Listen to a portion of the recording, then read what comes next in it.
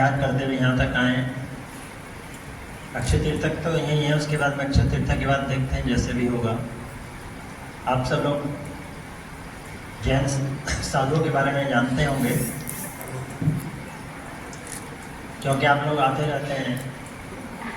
फिर भी मैं रिपीट करूं, जैन साधु की जो चर्या होती है, ये जो हमें नगनता का रूप मिलता है, ये तभी मिल पाता है जब विश्व की सारी महिलाएं हमारी माँ, बहन और बेटियों के समान एक समान हो जाती है, और बच्चे भी हमारे बेटे, भाई और बड़े होने के नाते सब हमारे पूरे विश्व के एक बराबर आते हैं, तब ये चोला हमको मिलता है।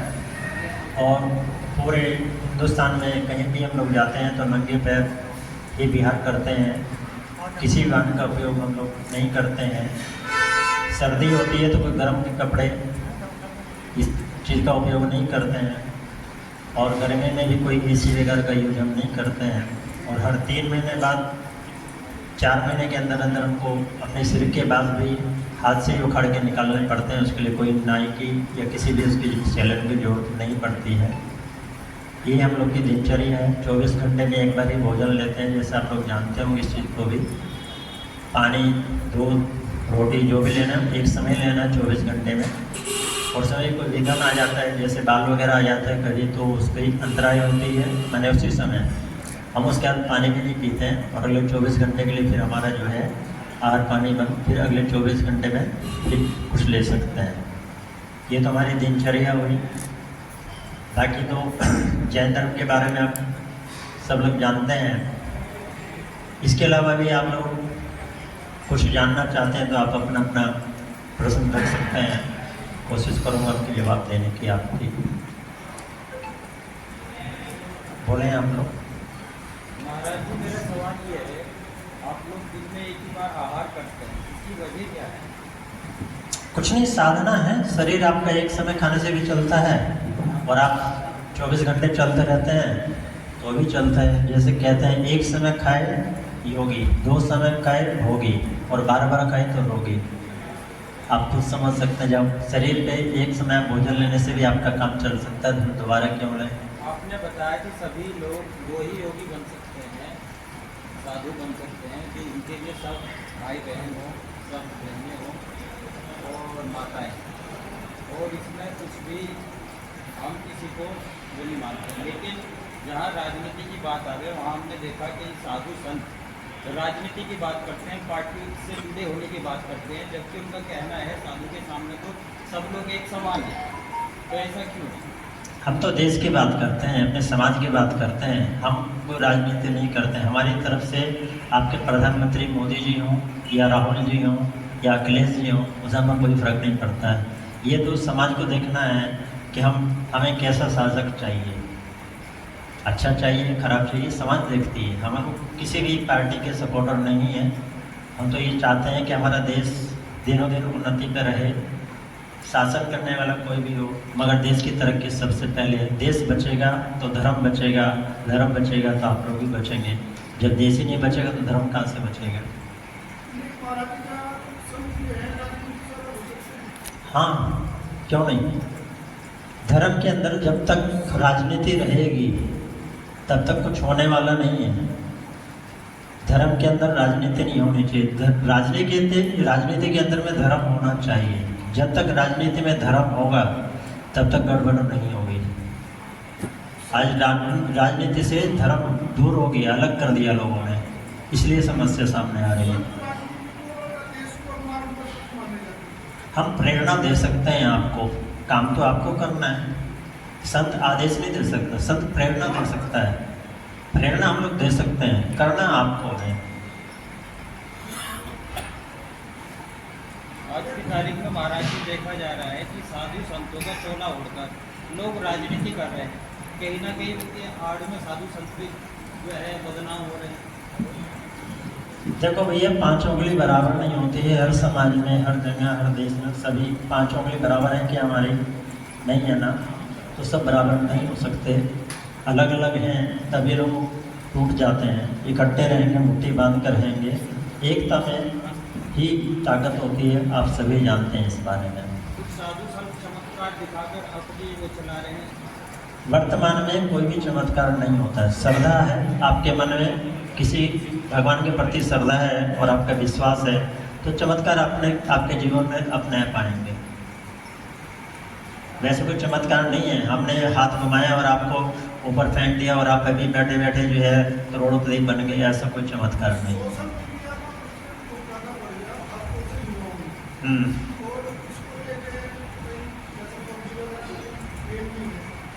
इसमें गलती पेरेंट्स की भी है।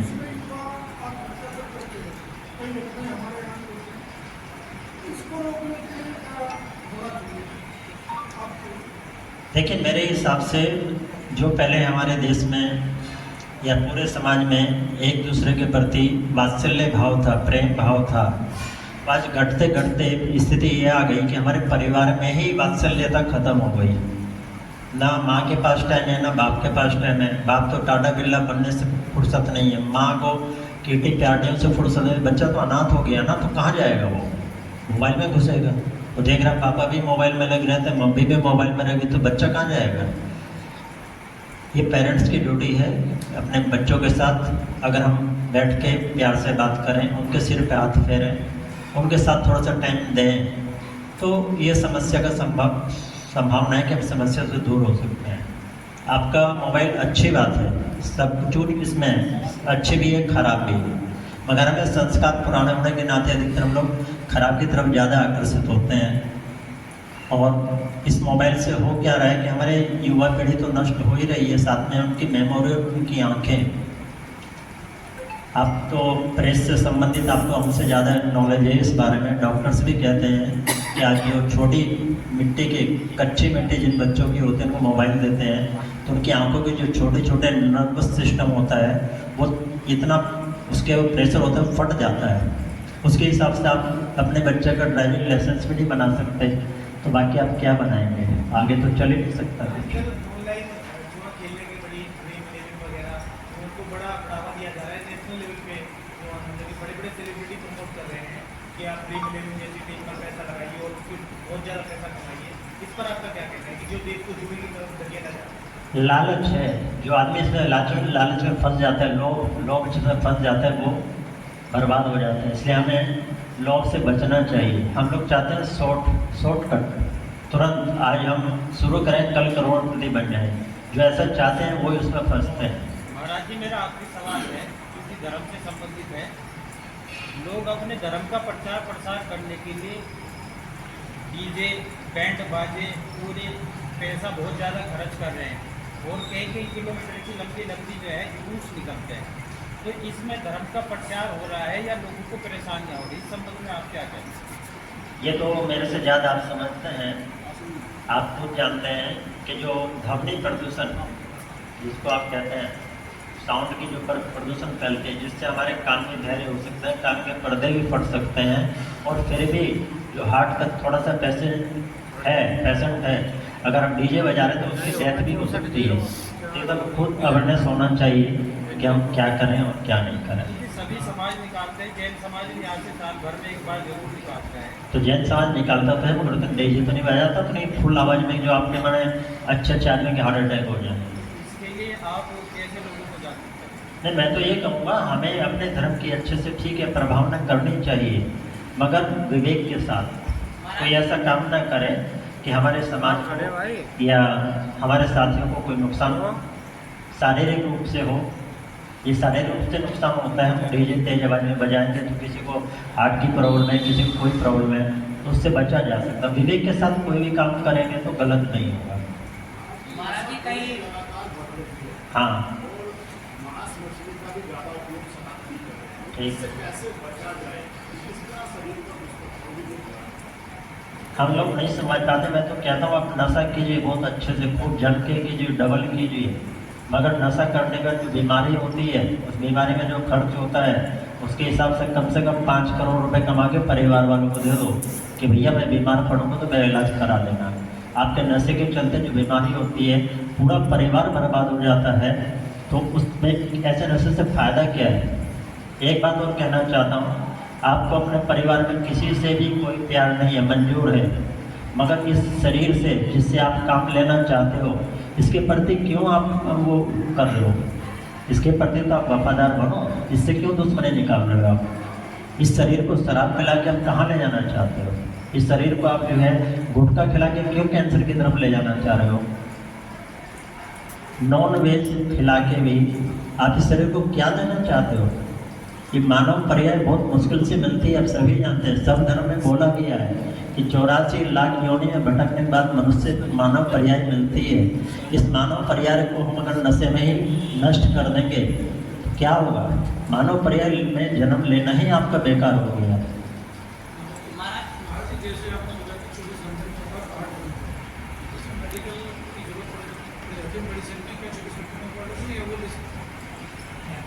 आजकल हम लोग देखें पूरे वर्ल्ड में तो भूख से कोई नहीं मर रहा है। एक मिनट, डॉक्टर कहते हैं कि आप जितनी कैलोरीज ले रहे हैं फूड के माध्यम से, भोजन के माध्यम से, आप जितनी कैलोरीज या जितनी ऊर्जा आप ले रहे हैं उसको अगर आप खर्च नहीं करेंगे तो आप बीमार पड़ेंगे। आज के आधुनिक युग में हमें काम करने की जरूरत नहीं पड़ रही है, शारीरिक श्रम नहीं हो रहा हमारा, मगर भोजन वो अच्छे से कर रहे हैं, तो उसमें जो ऊर्जा हम एक्स्ट्रा ले रहे हैं वो ऊर्जा खर्च नहीं करने के कारण भी हम बीमार पड़ रहे हैं। मैं एक डॉक्टर की आपको थोड़ी सी बात बताना चाहूँ। डॉक्टर का ये कहना है कि डॉक्टर हॉस्पिटल में हमारे पेशेंट आते हैं तो हॉस्पिटल की दिनचर्या उसकी क्या थी, भोजन करने की, पानी पीने की या कोई भी चीज़ लेने की, 24 घंटे में कितने बार उसको भोजन दिया जाता है। जैसे हॉस्पिटल से ठीक होकर निकलता है और हॉस्पिटल की सारी चीज़ हॉस्पिटल में छोड़ जाता है, फिर बीमार पड़ता है, फिर आना पड़ता है। तो ये हमारी अपनी ड्यूटी है, अपना कर्तव्य है कि हम जितना विवेक रखें, कोई ऐसी चीज़ शरीर को ना दें कि बीमार पड़े।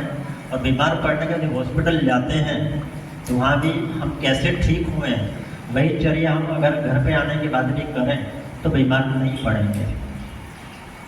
महाराज जी, देश में कई गुरु संत ऐसे हुए हैं जिनसे करोड़ों लोगों की आस्था जुड़ी रहती है, उनके पीछे करोड़ों लोग उनके साधु संत के साथ में रहते हैं, लेकिन फिर उन पे आरोप लग जाते हैं और वो जेल भी चले जाते हैं। इसे आप कैसे देखते हैं? उन लोगों की आस्था का मतलब उन लोगों की आस्था से कहे तो खिलवाड़ जैसा हो सकता है। मैंने ये आपसे कहा ना, 5 उंगली बराबर नहीं होती है। ये तो हमें स्वयं देखना, किसी के प्रति श्रद्धावान बन रहे हैं तो अच्छे से करें। जैसे बोलते हैं हमारे यहाँ जैन धर्म में, पानी पियो छान के, गुरु बनाओ जान के। बिना जानकारी के हम अगर करेंगे तो फिर इस तरह की असरदा के भी कारण बनते हैं। बहुत सी बार होता है कि ऐसे के चक्कर में कि साधु को बदनाम कर देते हैं, बहुत से मर्डर भी कर देते हैं। तो ये पैसा तो अपने आप में अच्छों को खराब कर देता है।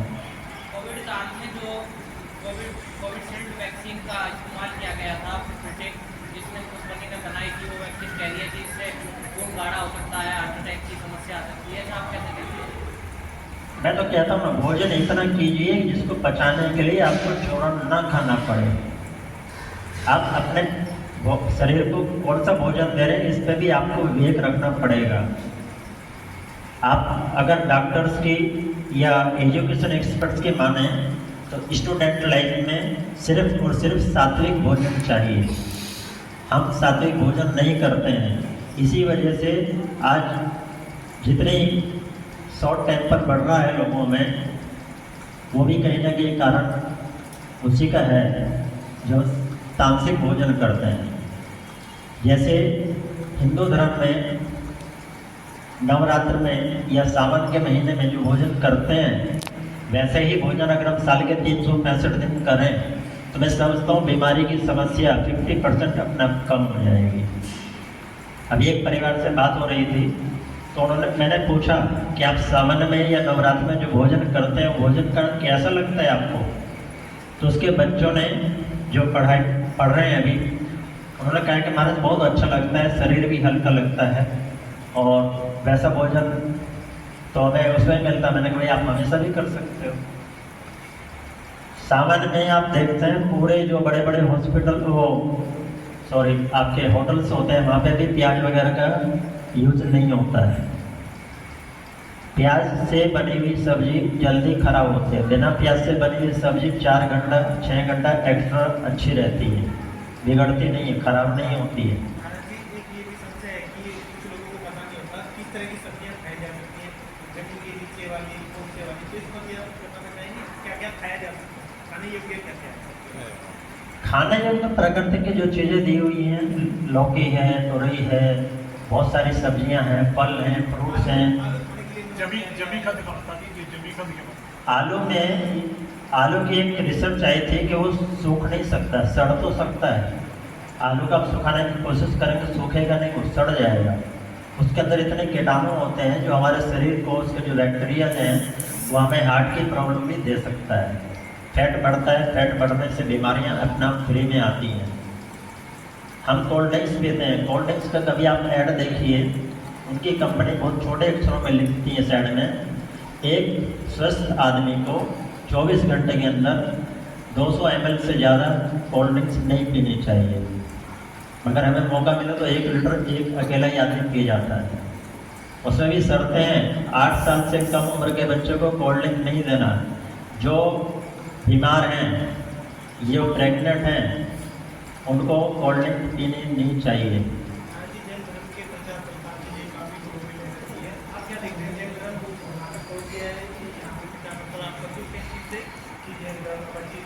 जैन धर्म तो भगवान आदिनाथ से लेके महावीर भगवान तक हमारे 24 तीर्थंकर हुए हैं, आप सभी जानते हैं।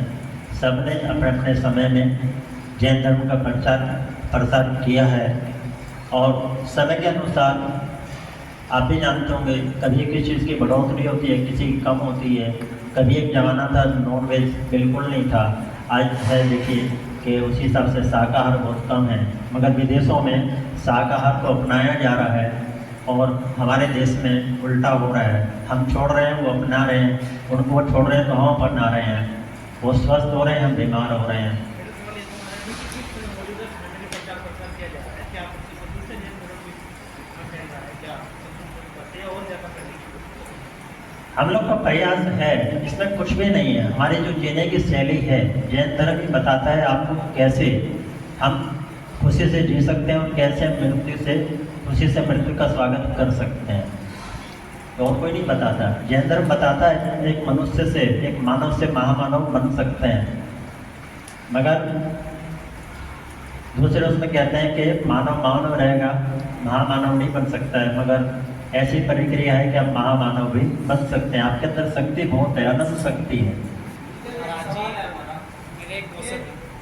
अब लोगों ने एक मन बना लिया है कि उसकी उम्र मात्र 70 वर्ष रह गई है, जबकि पहले 100 साल व्यक्ति जिया करता था।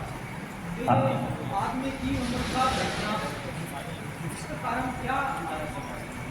आपने कुछ दिन पहले पढ़ा होगा, मेरे को कोई दिखा रहा था, पंजाब से 106 साल के सरदार जी थे।